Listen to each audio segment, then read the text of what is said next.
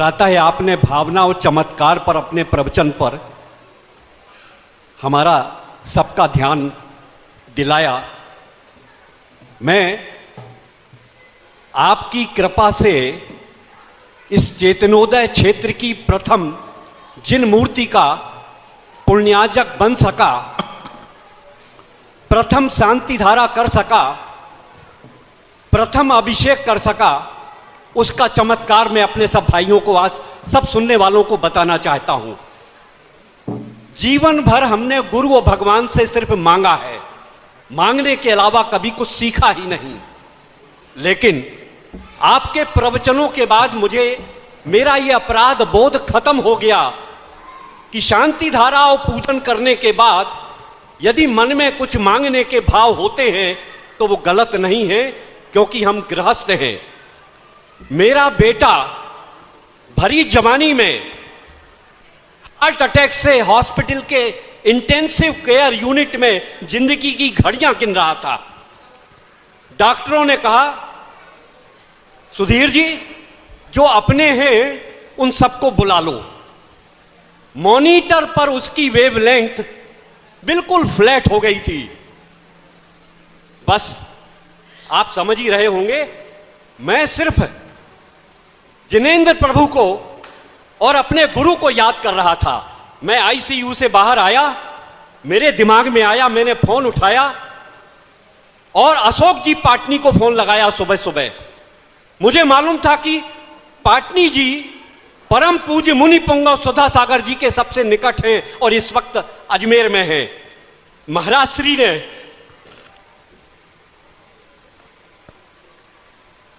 शांति धारा की और चंद मिनटों में मेरे बेटे की हृदय की गति फिर से मॉनिटर पर चलने लगी।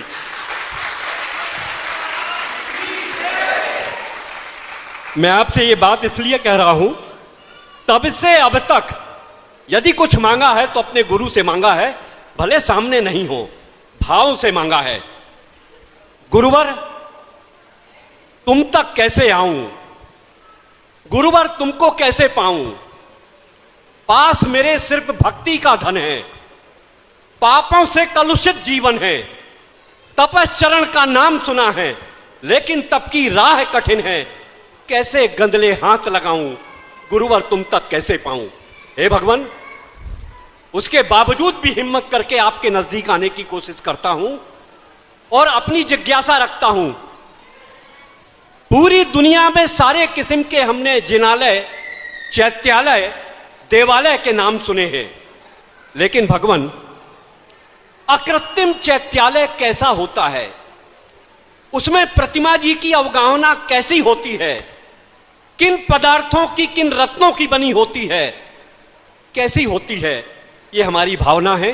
पहली बात जो आपने अपने शांति धारा के चमत्कार की चर्चा की, मुझे बहुत अपने आप पर सुकून है।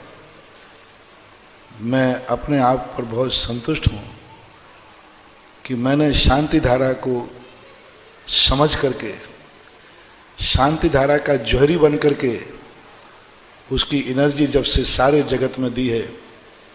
सुधीर बाबू के बेटे की बात सुनकर ऐसे हजारों लाखों लोगों को जीवन दान दिया। आज भारत के हर जैनी के घर में जब भी कोई बात आती थी, कोई कहीं अगरबत्ती लगाने चलो, कहीं झाड़ा के लिए चलो, कहीं फाड़ा के लिए चलो, और आज पूरे भारत में जब भी घर में कोई संकट आता है, सबके मन में एक ही बात आती है, चलो शांति धारा करने चलते हैं।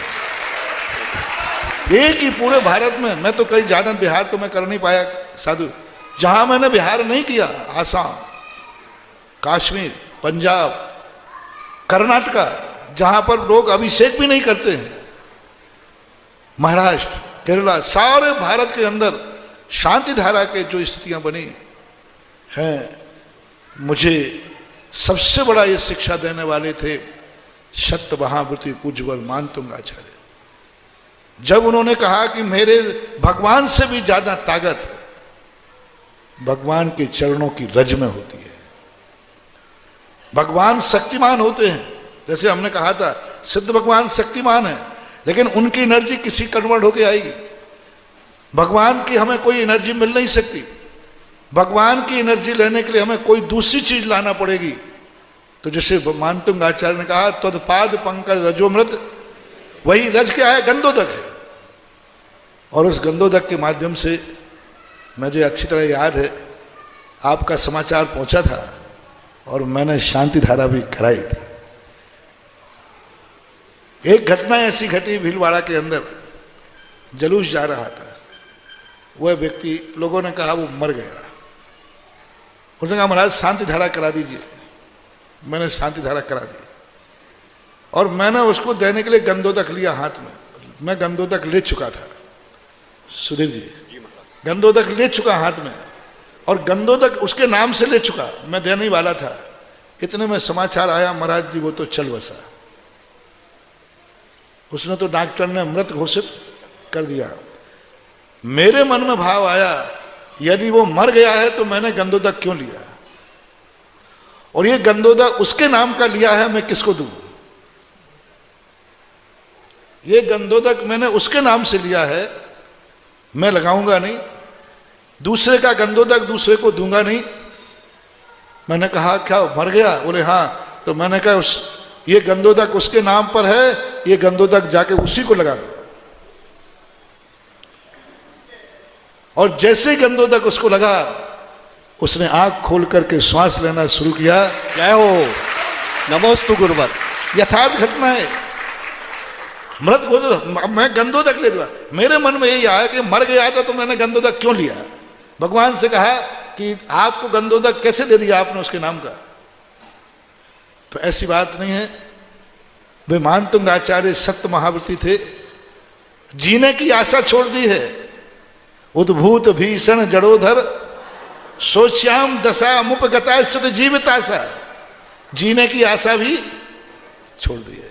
थोड़ी भी यदि अपना उपादान है तो निमित्त काम कर देते हैं। कहीं को नहीं भी किया, क्योंकि उपादान में जब तेल में घी नहीं बचा दीपक में, तो फिर कुछ नहीं होता। और आपके मुनि सुब्रतनाथ भगवान, आपने कहा कि पहला सौभाग्य मिला। इन मुनि सुब्रतनाथ भगवान की आप सबसे बड़ा चमत्कार देखिए। मैंने कहा था कि यदि मुनि सुब्रतनाथ भगवान बैठ जाएंगे तो ये क्षेत्र बहुत अच्छी तरह क्षेत्र बना। और सबसे बड़े मुनि सुब्रतनाथ की भक्ति का फल आपके सामने विजय बाबू, जिनका हमने सुबह कहा था, इन्हीं मुनि सुब्रतनाथ भगवान की भक्ति का प्रताप है कि आज वो तुम्हारे सामने सुबह आए थे ना चर्चा में। तो ऐसी बात नहीं महानुभाव, कभी दुर्घटनाएं तो होती रहती हैं। दवाई लेने के बाद भी मरीज मरते हैं, लेकिन लोग दवाई लेना बंद नहीं करते। परसेंटेज देखो, बच्चे कितने हैं, मरे कितने हैं, वो देखा जाता है। तो ये बहुत बड़ी बात है और बहुत बड़ा संस्कार।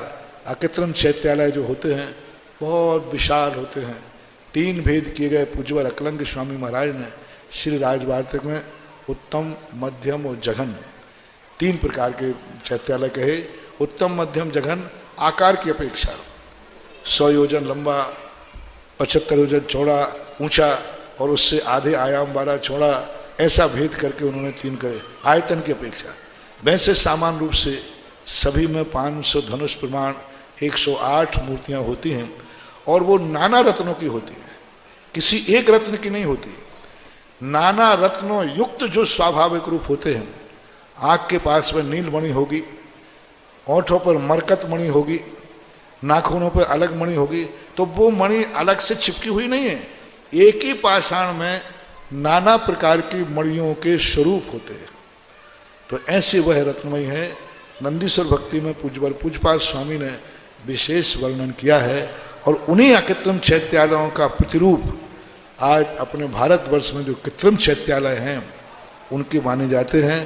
पूज्यपाद स्वामी ने चैत्य भक्ति के अंदर ये लिखा, कृत्मा कृत्रिम वर्षेश्वर शांत आया ना, उसमें एक लाइन आई, कृत्रिम और अकृत्रिम दोनों चैत्यालयों की समान तुलना करके देवताओं के द्वारा वंदनीय बताया। लघु चैत्य भक्ति के अंदर कृत्रिम और अकृत्रिम दोनों शब्द आए।